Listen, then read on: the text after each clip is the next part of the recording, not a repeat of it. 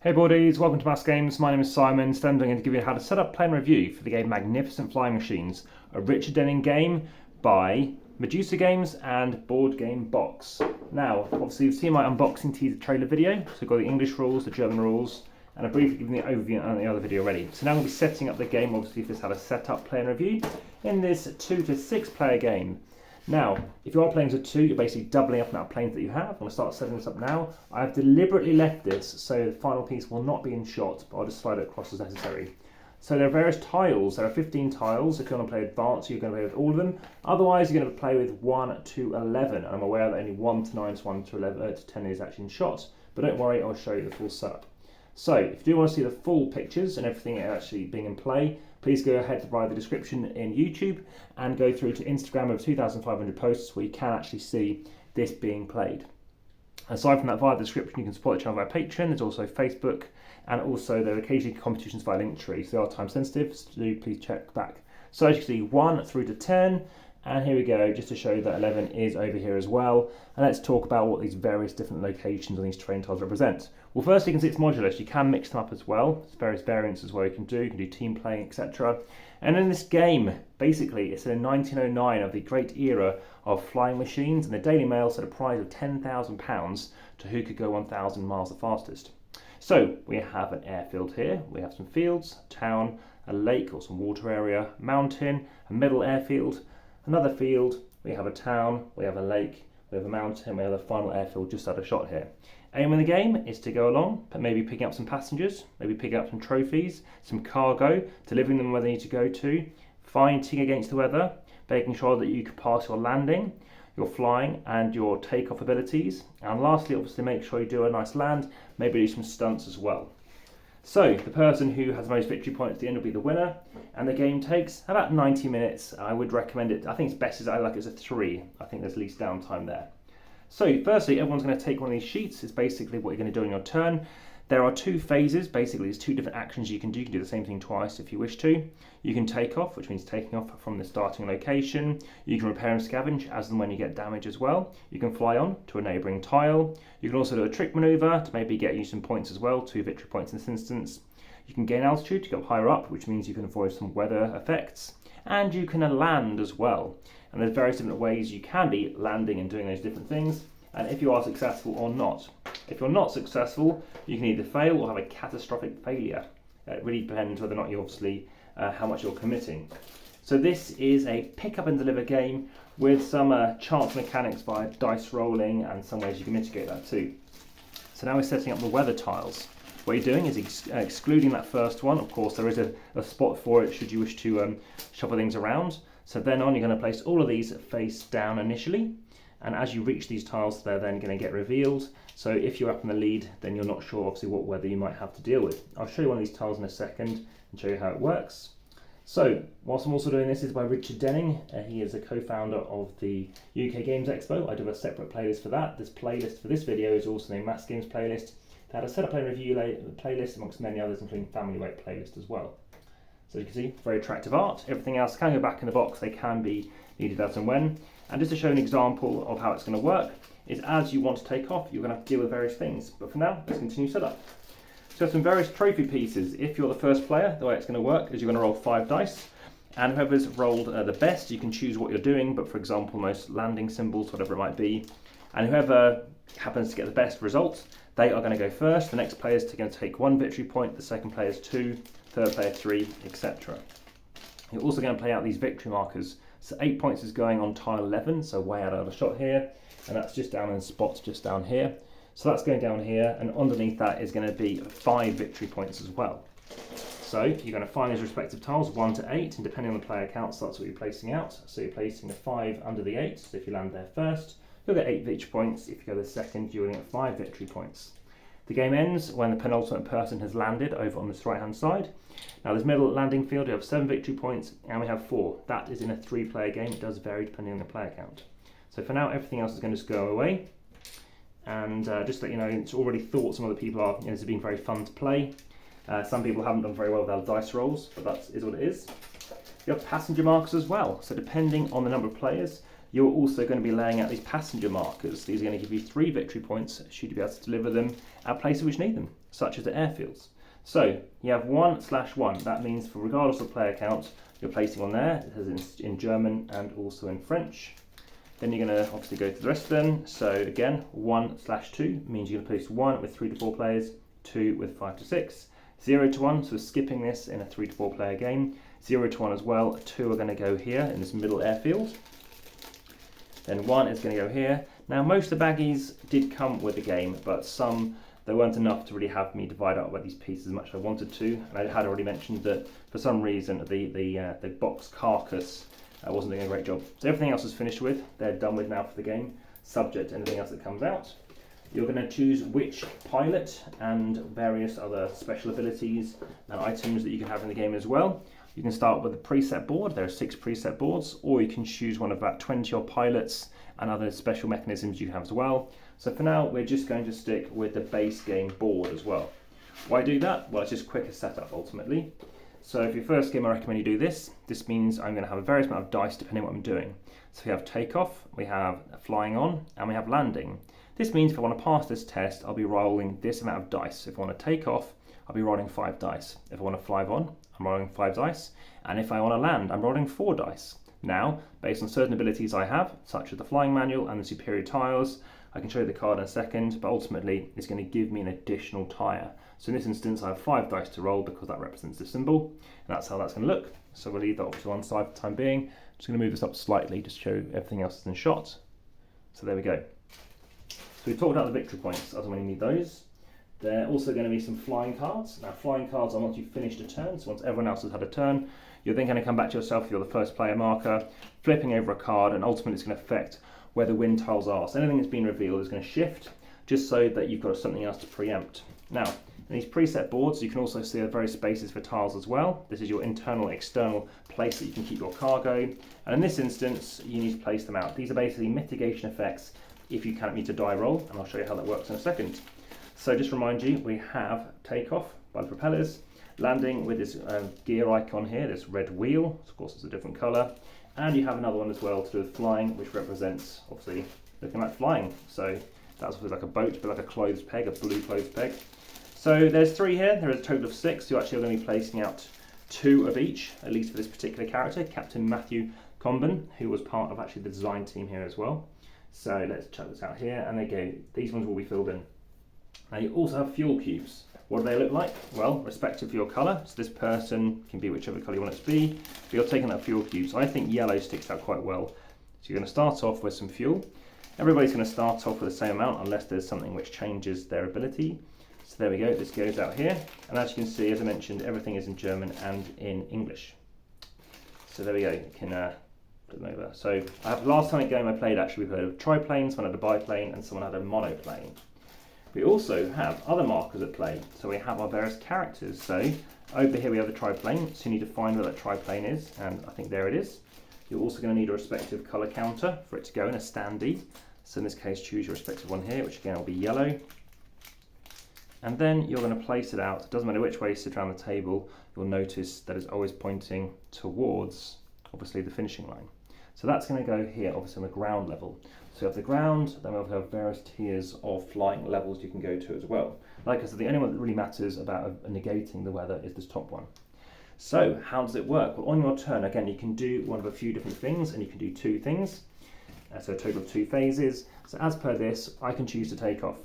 So we're also going to be planting out these in a second, but for now, let's just show take off. I'm taking out dice, so remember to take off, it's 5 dice. I'm going to roll them. Can I do what I need to do? I cannot do what I need to do. I've only rolled 2 dice, and right now I need to be, how many to pass? I need 1 to pass. It's a nice clear day. We only need to have 1 propeller to go up in the air. So I'm now up in the air. Now I have my second action.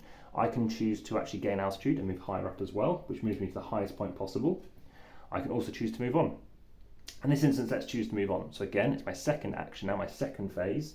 I'm choosing to move on. Now to move on, I need to use the flying symbol. So I need to use 2 flying symbols. So what do flying symbols look like? Let's show you where I am on the board here. So right to the edge. So I am over down here. So I need to get 2, and I've got 1 propeller here. I now need to go, so I'm now up in the air. I now need to move on. I need 2 propellers. Down on my board here, I've got 5 dice. I'm rolling 5 dice because I'm doing a flying action. So I'm rolling 5 dice, and I've got enough. I've got 1, 2 exactly, which means I can fly on. This means this gets revealed. So now people know exactly what we're doing. The way these flip is you just tilt them this way, so that won't be tilted yet. But in this instance, it's showing what else we need. So what it's showing us is we're doing to get across to keep on flying. So when it's my next turn, I've taken my 2 actions, that's my turn finished. I now need to spend 2, so I need to get a total of 2 of these and an additional 1. Now remember, if I cannot do it, there are a few ways you can mitigate it. Firstly, you have fuel. You can spend 2 fuel to kind of like outmaneuver yourself, which allows you to move on. You've also got these extra symbols here. So in this instance, this character does already start off with some extra, I guess, flying abilities. You can discard these, obviously they're 1 usage, and then you can move on. So if I don't get 3, I can spend up to what I need to get onwards. And if I want to, I can then think about landing. So imagine I moved on a future turn. Obviously this would be revealed as well. Now to land, there's no extra problem. It's cloudy, but there aren't any problems with landing in this instance. Whereas obviously cloudiness made it a bit harder to fly through clouds, let's say. I can choose to land. So again, I'm going to roll these dice equal to my amount, which in this case is 4, plus I've got a special ability, which will, what they tend to do is, even though it's vaguely printed, of course it's a standard board, you're taking your respective item, but you can of course change up what your starting items are, and they're going to go out as well. So this goes down here in this instance. Let me get the relevant bits. So I've got that starting of 4 plus a 5th one. The reason why it is only temporary is you can choose to swap out your items when you land. So what you're going to do is you're going to reveal 6 items and change them. Speaking about those different pilots, here are those different pilots you can be. You've got British pilots in here and various things. They don't start as the game with the British ones. So Archibald Smythe, so those are the characters you can be. But over here we have various items you can start with, or ultimately things you can be picking up. Someone starts off with a passenger. Now we're talking about having those superior tyres, so let's just find where those are right now. Yeah, these are relevant ones. So here's those superior tyres. We're going to start off with, in this instance, another tyre. So what else are you starting off with? Well, you're going to start off some boost cards or some dirty trick cards. Everyone's going to start off with 3, so let's just say I start with these 3. There are various things that you can do. If they happen to be a yellow background, they're generally good for you. They're always good. So in this case, put in front of you, score 4 victory points, discard this to use a dirty trick card. So these are good cards. You have dirty cards, which are obviously brown. This place you're doing bad things, other players that take that element. Cause it to fly backwards one terrain instead of moving on forwards. Also, if you want to, you can choose to use this ability instead, which means if you're missing a flying machine, obviously icon, then you can choose to spend that instead if it gets you up to passing a test. So that's how that works. Now, of course, because of landing, you're going down here to land. When you land, if you're successful, you can take a passenger, then you take up space on your board. So you can move things around and you can discard things if you want to, but you can't lose passenger or cargo. It's going to go like this. And then, of course, once you then get to the landing point, you're going to swap it in and take 3 victory points because it's worth 3. Now, there are other things. So if you happen to damage yourself, you're taking a damage marker. A damage marker is pretty big, as you can see. And what they do is they cover off your board. So they're covering up a whole section here, and you need to then obviously land and repair to get that fixed. And there are also negative points in the game, a single negative point per card. So per tile, a damaged tile, unless you have things that mitigate that. There's also cargo. So we've talked about this briefly before. You have standard cargo, which can give you 2 victory points, placing this on the top and then a 1 underneath. You also have special types, which are, for example, in this instance, we have like field cargo. So you will never have field cargo, as you can see, starting on a field location, but it could be starting, in this case, in a town, because you're trying to deliver fields to fields, or in this case, grain or seeds to fields. You're going to pick this up and make sure you get it over to here. So if you land here, then you're going to get yourself 3 victory points in this instance. But if you get to the very end of the game and you have not delivered this to the respective location, you're losing 1 victory point. So there's various those throughout the game. They're placed out, obviously you're placing out 2 or 3, so in this instance 3 to 4 player game, you're placing out 2 tiles, and in this instance, of course, being in the fields, you're going to have to place out something different. So it would be a town, so you're trying to get to a town and deliver, I don't know, whatever those items might be in a town. And of course there could be items such as mountain and water tiles as well. They're all worth the same amount of victory points. So as you can see, there's another one here. So you're doing that. And that's the case, you're getting 5 victory points, or 1. Or in this case, 4 victory points. So various things can go out, so you can place these out. Some games will start on your board, depending on what you have as well. So I've gone through everything you can do. Aside from that, in terms of movement, if you're moving 0 spaces, you haven't used any fuel. If you're using 1 space, you haven't used any fuel. But if you jump 2 spaces using an action, then it gets you across to 2 spaces. You haven't spent 2 fuel, 3 spaces, 3 fuel, and the 4 spaces, 4 fuel. Now, You can move more than 2 spaces on your turn because there are 2 phases. Because when you roll a die, when you're flying on, depending on the results, if you actually are able to do it, you then discard a die, so you have 4 dice to move on from here to here. If you're successful, you're obviously only running 3 dice to move on as well. That is something to be aware of. Of course, there's lots of variety going on with what these represent, the various, obviously the weather, the various characters that you can be, obviously the dice really mess things up. If you fail, then it's not too bad if you don't get this symbol, but if you do, that's a catastrophic failure. It's a crash landing, and you're going to take 2 damage markers as opposed to a bumpy landing if you don't manage to get it, but you also don't have any damage markers here. So if you don't get that, then it's a bumpy landing, you take 1 damage marker, and your phase lands as well. So various things you can do in the game, 5 key things. You're taking off, you're going up to the top. The other reason for going up the top, in addition to not worrying about the weather, is also you can choose to drop down a couple of spaces to help mitigate dice rolls. And that's the key part of the game. Like I said, it's pretty straightforward. It takes, like I said, 90 odd minutes, and generally speaking, it's very good. There are some typos in the rule book, and I think they could have laid it out a bit better, to be honest. I have played other people's copies as well, and I picked this up at the UK Games Expo, and yeah, I think it's very good. There's replayability, like I said. I think there's lots of replayability with the various cards and stuff like that. I do like pick up and deliver. It is best, I think, as a 3 though. I just think because of the downtime and worrying about, there's not too much downtime. It's quite straightforward. Are you taking off? Are you not? If it's not your turn, you obviously have these dirty trick cards you can choose to play, or do you want to hold them back and keep them for your own use, because of course those booster cards are pretty effective. I do like the symbology. I think it works pretty well, although they do alternate in the rulebook between stating what the first symbol is. Obviously it makes sense to have takeoff, flying on and landing, but the examples in the rulebook weren't that clear as to exactly which one was which. I like the idea of actually having a player aid. Of course that's very, very useful and key to now label to you different things.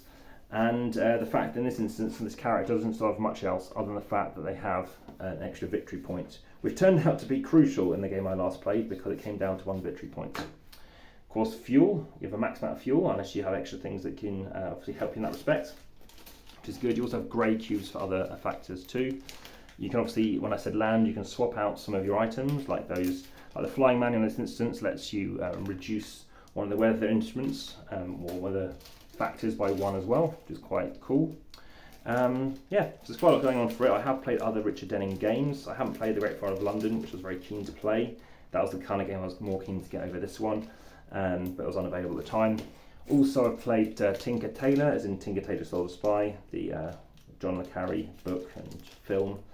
So I've played that too, and other games as well. So maybe there's a chance to bring you more about that in a future video. But like I said, if you have enjoyed this, please ensure that you hit the like button, hit the notification bell for future videos. There have been daily videos for the last 3 years, and hopefully you found this of interest. This course has been filmed like it's a recipe, so you get to see actually how things are set up. So when you do tot up victory points, of course, you're making sure you're keeping an eye out on how many of these other points you've got. So there's various different ways to get victory points throughout your turn. You're constantly having to think about, you're going up, you're coming down, are you just going to race for the end? Lots of different ways of handling it. Now, if you happen to have a catastrophic failure or something in which you literally don't get anywhere, you can take a clover leaf, which automatically allows you, or a lucky leaf, it automatically allows you to pass on a future turn as well. So automatically achieve a roll if you're going to fail.